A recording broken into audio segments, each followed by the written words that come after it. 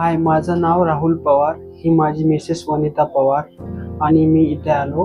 हे ईशा नेत्रालय हॉस्पिटल. माझ्या मित्रांनी मला सजेस्ट केलं की तू ईशा नेत्रालयाला दाखव आणि तुझ्या वाईफचा जो डोळ्याचा तिरळेपणा आहे तो तिथं चांगला होईल, म्हणून मी इथं आलो. आणि त्यानंतर मी डॉक्टर जय शाह या सरांना भेटलो. त्यांनी मला सल्ला दिली की तुमच्या बायकोच्या तिरळेपणाचं ऑपरेशन होऊ शकतं आणि आपण तो करू. तर मी त्यांच्याकडनं सल्ला घेऊन ऑपरेशन केलं.